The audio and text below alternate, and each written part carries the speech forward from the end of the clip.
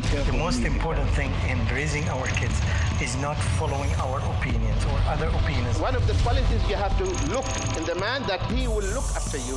The girl has to pay the mahar. This is exactly what happens. This is unmanly. And he needs to have a problem is with religious commitment is that a lot of the Muslims nowadays don't. This is the problem with Shia Google, is that the authentic and the non-authentic come up when you type it in.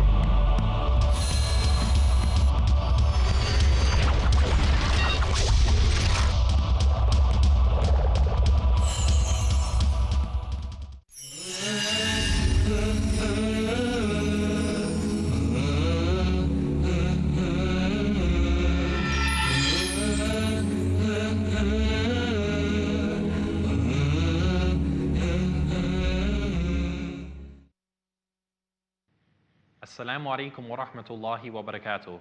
All praise belongs to Allah, and may His peace and blessings be upon His Prophet Muhammad sallallahu alaihi wasallam. I welcome you, dear viewers, to this episode where we are asking the question, what is missing in our schools? Now with us, we have our dear shuyukh. We have Sheikh Mamdouh Mohamed from the USA, Sheikh Abdul Bary from the USA, and Sheikh Abdur Raheem Mccarthy from the USA. Now, I suppose we're blessed to have three people who are educators. You all have experience in Islamic education, secular education. It's something that we all know about, and myself, I've studied education. So I hope, inshallah, that we're going to be able to speak from experience about exactly what we need in our schools. Now, I'm going to mention that, in the West, we do have, alhamdulillah, Islamic schools. However, sometimes this name Islamic is sometimes just a title, because I think maybe if you say Muslim schools, because we can't say the ones who are studying there are non-Muslims, because they're still Muslim. But there's not too much Islam going on in those schools. So what's lacking? From your experience, looking at the schools, for example, in the USA or wherever else you've taught, what is lacking from the Islamic standards and etiquettes in these schools? What do we need? What are the utmost concerns? Bismillah, alhamdulillah, wa salatu wa salam wa rasulillah. The topic of the school is a very important topic, something we're really in need of. And I don't like to be negative when I answer things. I always like to be positive. But the first thing that popped into my mind when you asked the question was everything. what is needed, This is too much. Yeah, there might be a lot of good, alhamdulillah, that we have, but we still have a long way to go when it comes to education. And I think if we bounce back a little bit to some other episodes when we talked about modernism, pros and cons, I think the modern education system, even though there is some good when it comes to creativity and if it's implemented properly, however, there's a lot of cons in it as well. And this is what we need to learn to do as Muslims, is to be able to weed out what is not suitable for us. That doesn't mean everything that comes from the West now, because the modern education systems are coming from the West, the Western world. So that doesn't mean everything is bad, and there's a lot of good in it. But there are things that are not suitable for us. So we need to be able to weed those things out. And we need to be able to combine, once again, between our religion and between the modern education system if we're going to have our schools be successful. So even just to begin with, when we say Islamic school, and you've said now you have a Western school or a secular school, a public school, we see that we prefer to send our children to an Islamic school. Now, judging by the schools that we have at the moment, knowing what's in them, I'm going to ask you, Sheikh Mamdouh, first of all, why do parents want to send them to an Islamic school as opposed to a public school? What's in it for us? Bismillah ar-Rahman ar-Rahim. There's something in the background of every Muslim. These verses and these hadith of the Prophet sallallahu alaihi wasallam. And one of these hadith talks about the fitrah, the original nature that every newborn baby was born with it. So one of the things that one of our jobs as parents, one of our jobs as teachers, one of our jobs as Muslims is to do our best to maintain the original fitrah that Allah subhanahu wa ta'ala created in our children and created in us as well. So this is one of the main jobs that for us is to maintain this fitrah. Otherwise, if we don't maintain it, it will change this fitrah, which is the most dangerous thing for the children. And I think most of the deviation that we see, it's because this fitrah has changed. It's how to maintain that these hearts and these souls that were born on the fitrah, that means knowing that there is God. They were programmed or pre-programmed to worship Allah and to know Allah. And now we want to maintain this. And when the parents send their children to non-Islamic schools or secular school or liberal school, whatever name they can call it, yes, we'll find the focus is on the other direction. And that's why they found that after few weeks, not just few years, after a few weeks, the change happens. And parents would start making this comment, my kids has changed and they have changed it into the wrong direction. And I want to do something, I want to save my children. So they try to take them to the Islamic school, hoping that in these Islamic schools that they would make a good balance, as the Sheikh said. That's what you find in a lot of Islamic schools, that the waiting list, and like in Western countries like this, the waiting list is so long. And you mentioned some of this in your guys' school the other day. Yeah. It's so long, and you might even find a lot of the parents in themselves are not always like practicing Muslims themselves. Yeah. But they want for them kids, they know, for example, the path they're on is not good. They don't want their kids to be on the same path. They want to try them to at least be on some middle grounds. They don't want them to be too far astray. So they want to get their kids in this environment as well. Even if the parents are not good. Yes, Please. I think, especially in the West, you have the public schools. In many aspects, you know, they're very, very good when it comes to maybe academics and so forth. Even that, of course, is questionable even now. But generally, it most depends on the place and the area, and most of the time, it's generally okay. What's lacking in the public schools are the teachings of morals and manners and values that maybe the parents who did not or were not born in the West, and they were used to different types of treatment, how they used to treat their parents, and they're not seeing that in their children. And so they see that there's a change there, something's happened. And of course, it's generally due to the education system, and so generally they tend to bring them back. But one problem that we do have in some of the schools is that you have very, very good parents who want the best for their children. And so they have tried their very best to give their children the best education, teach them the best manners, etiquettes and morals, and everything else that they're able to give them. And so these kids are very, very good kids. And then you have another group of parents who are negligent, we could say, maybe concerning raising their children. And so they become actually so bad that the public schools have pretty much rejected. And they have no option except to send them to Islamic schools, hoping that maybe they could correct their own mistakes to cover them up. This is a problem that a lot of brothers have complained to me in the West, is that in the Islamic schools, you have these people, I don't want to call them rejects, but the ones who have really gone astray, really taken the wrong path. Like you say, even in public schools, not just from an Islamic standpoint. Yeah, the public schools have rejected them as well. So these guys are really bad. Yeah. So you imagine when they put, and it's not like, you know, as Muslims, we're not angels either, and our kids aren't either. Everybody has issues. So when you put something like that, and with other kids, the corruption spreads. So at the beginning of the episode, I said, hey, let's say Muslim schools and not Islamic schools. Because a lot that's going on in these schools, there's not too much about Islam going on there. Fortunately, so I remember actually teaching a class once, and for the first half of the year, I was blessed to have the most beautiful children. This was a volunteer class that I was teaching. We'd do it 3 times a week. All of the kids were perfect, mashallah. Religious families, you know, good manners. In the second half of the year, one child was put in the class. And this child, as soon as I saw the parents, I mean, we're not here to judge people, but no hijab, you know, very loud, spanking her kid, you know, and even the kid was, you know, aggressive towards the mother. I said, this doesn't look good. He was put into our classroom. Within a week, the whole classroom had become corrupt and we couldn't teach anymore. You see what one child had done.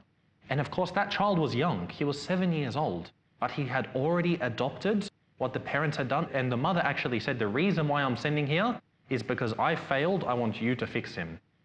The reality is you failed and now he's corrupting the classroom. This is a massive, massive issue. And this is why I've seen in many of the Islamic schools, the waiting lists are so long that what they do is they interview the parents before they even see the child. And they look at them, do you pray? No, you're rejected. And the brothers in India, in their school, they're very strict on this, on meeting with the parents and seeing. And they mentioned them very, very clearly. And that is, we cannot build something in the day that you corrupt at night. So if the household and the parents are corrupt, then obviously that's going to have the major effect on the children as well. And so this is something very important. We're talking about Islamic school. It has to really, really be Islamic. So we're talking about, you know, future leaders we talked about in the past as well in our homes. the future leaders, when they come from a school like this, you're going to see the effect it's going to have on the society. And me personally, I mean, we don't have enough Islamic schools now to have hospitals. Now, what these people are looking for is a hospital for a cure, you know, not something for a physical cure, but the mental and the spiritual cure that they need. That's why the schools have counselors. Yes.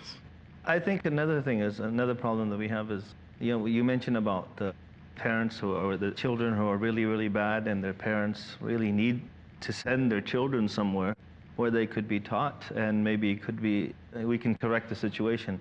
Many times, of course, we don't want them corrupting other children, but we also have to find an alternative for these kids, also these children. Definitely so. I mean, we can't just, as Muslims, how can you just kick somebody out who really wants, you know, their children to be good? And looking at that, It is a tricky one. It's a tricky one because you don't really know which way to go. Let me go back to what is missing. But before we do go with Yes. that, inshallah, we're going to go to a very short break, and we're going to take a look at exactly what we can do to have a holistic approach to make sure that we are covering the whole community, especially the ones who might have lacked, you know, the proper upbringing. So inshallah, dear viewers, we're going to go to a very short break. So do stay tuned. Inshallah, we'll be back after a very short moment.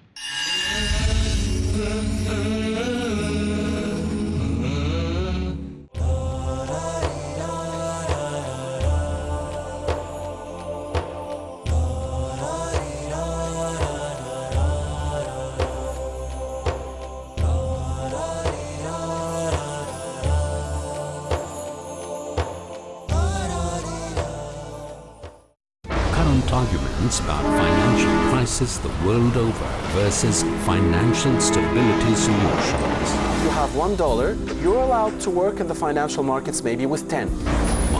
Abdur Raheem. Or maybe with 100. What does Islam say about this type of leverage? Of course, Islam does not accept that.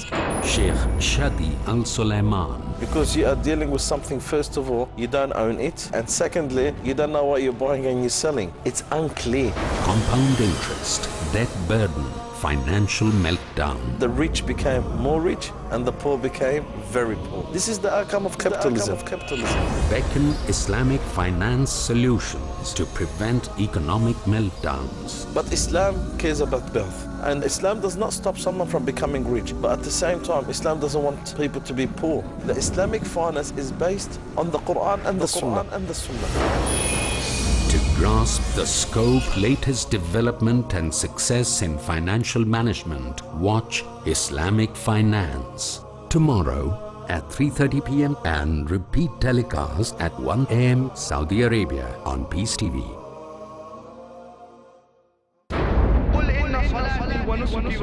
Say indeed, my prayer, my sacrifice, my life and my death are all for Allah, sustainer of the world. A dynamic.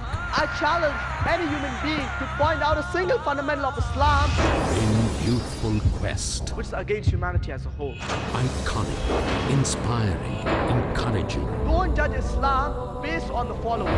Farik Naik. Judge Islam based on the authentic sources, that's the glorious Quran and the authentic Hadith. Son of the world-famous orator on Islam and comparative religion, Dr. Zakir Naik.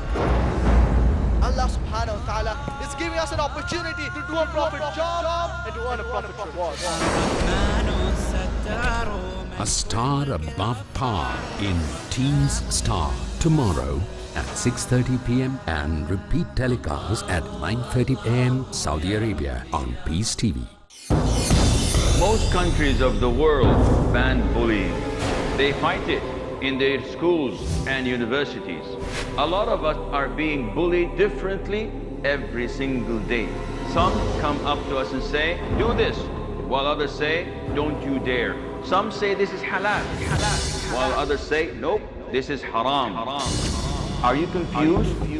Do you feel lost? Join me in Umdat al-Ahkam, where with the grace of Allah, we will learn the proper knowledge from the Quran and from the Sunnah, which would help stop this kind of bullying. Join Asim Al-Hakim in Umdatul Ahkam next on Peace TV.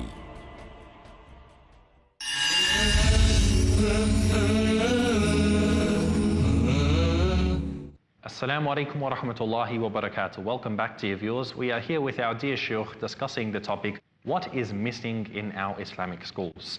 Now, before the break, we were looking at the idea that we have, the ideal school that we want to have, and sometimes you might have a child whose family has not raised this child properly. So you find that there's something lacking, and as you mentioned, Sheikh Abdul Bary, the solution is not necessarily just to kick them out. I mean, it might suit one school, but then we have to ask as a community, what are we doing to address this person's needs?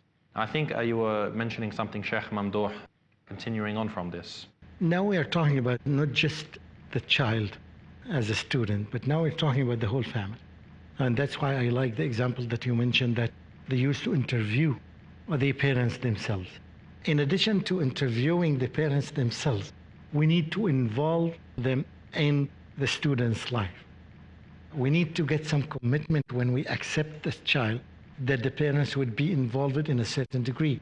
They would attend some class, perhaps. They would attend all the meetings that are necessary. They would be involved in discussing the IPA of the student or his future. What are the areas that he needs to be focused on, and all these things. So the involvement of the parents, and the research proves that the more the parents are involved in the education of their children, the better the students at school. From your experience, is this something you've seen, that when the parents are more involved, the child improves? Oh yeah, not just experience, I'm telling you about research. And research is usually much better than experience. When we talk about experience, we can talk about individual experience. I think through my experience, I've done this. And even better than personal experience, a collective experience. We work at school and we are 20 teachers and we found out of experience such and such. So this collective experience is better than the personal experience. And then the research is much better than this, because the research tells us that it studied hundreds of cases and came up with these results. So they took my personal experience and his personal, and they put it in a neutral way, and they could get a data that's beneficial and can be generalized. So the research is better than collective experience. Collective experience is better than individual experience. And this is something really we need to pay attention. So involving the parents into the school is something very important. This is something lacking, we can say. It is, although it is not the first priority or the second priority, but it is lacking. And we need to tell people, we need to tell schools, you want to accept children? You need some commitment from the parents to come to the school. And in this way, the parents are not just involved in the education of children, they are learning.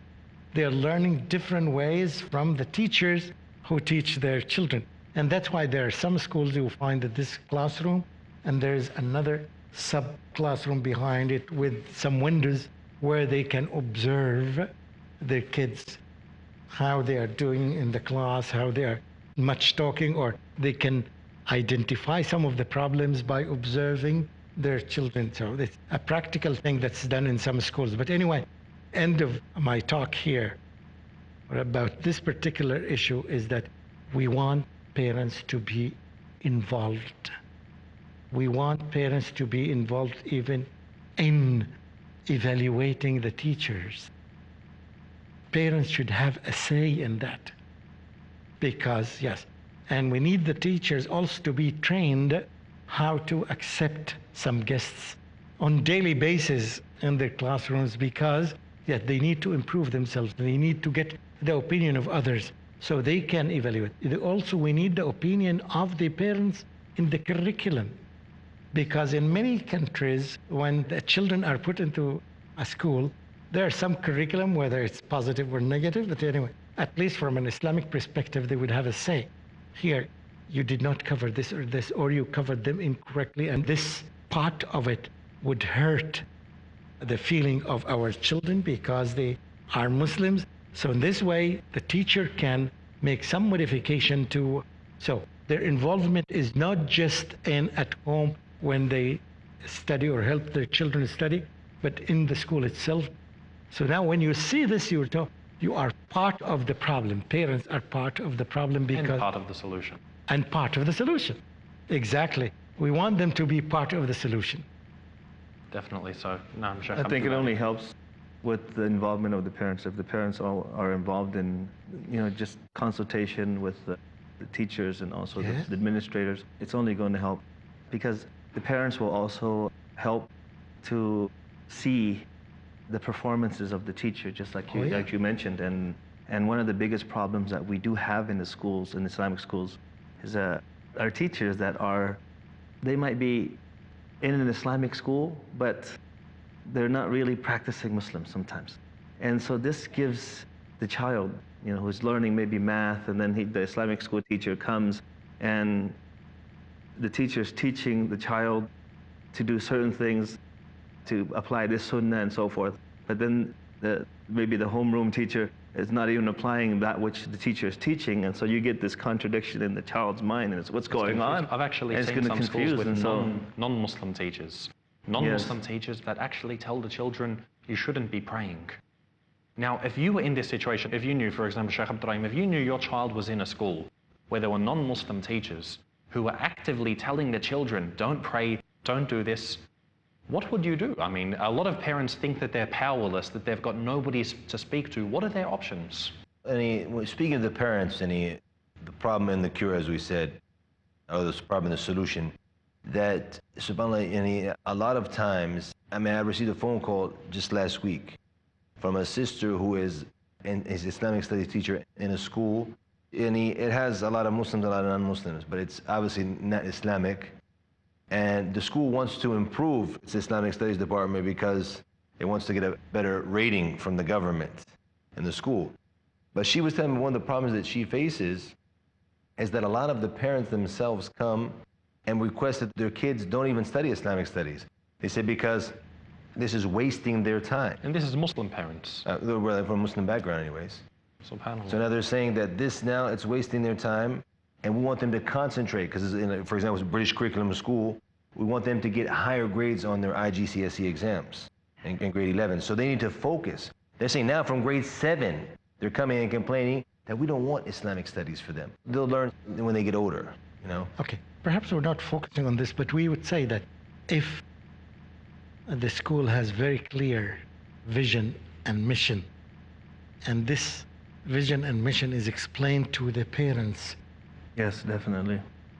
From the first day they join the school, so the parents know what the school has. Yes. But there's some other issues. There are many issues. We have a lot of issues we want to talk about. I think a lot of the times, if you notice, a lot of times we talk about, we've gone to the parents. And the parents, a lot of times, they are the problem. I don't want to go too much more in detail, I want to go on some other subjects. Definitely. But I'll give you just one more quick example, and perhaps we can go on to something else. And that is, when I graduated from the University of Medina, I went back to Sudan for some time. I was teaching there. It was a very good experience. I was teaching in also British curriculum school, and I was teaching Islamic studies. But the kids who were coming back, they were coming back from Canada, from the UK, the US. And what it was, as you had mentioned in the beginning, that when they saw they had gone astray, they were trying to save their kids because they were too lackadaisical themselves, not paying attention to their children. All of a sudden they found their children have gone really astray, really far from Islam, really far from the custom. So they want to try to bring them back a little bit. So a lot goes back to the parents. And I think the role of the parents, that's one of the things where I have with success with the school I'm at, is the parents, they're involved. If you ask them to get involved, they're right there to make sure the kid goes where he needs to go. So the parents, and we say, what is missing in our schools? The role of the parents, no doubt, this is probably the key and one of the most important things. It's one of the keys, yeah.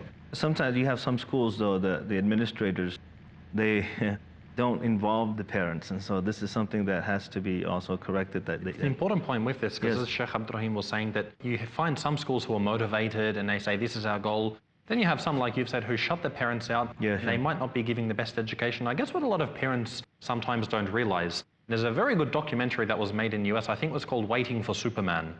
And the whole point of this is saying to the parents that you don't just send your child to the nearest school. You send your child to the best school. What's the best school? You have to get out and research. Yes. Make sure that you are getting out. And this is, one of the things that we can say to parents to do. I mean, you might live in a place where there's only one Islamic school. You might live in one where there's 10. You want to make sure that you're getting the best. Yeah, because we have to look at it even from the perspective of investment. This is the best investment you are making in your life. You are investing in your children here. You want your children to be the best human beings. So you need to make the research. You need to be involved. And that's why don't go to the school that's close to you. I said but you have to study the school first. You have to meet the people who are in charge. So if you know that a school that you mentioned that the administrators don't involve the parents, so this is not the right school for me.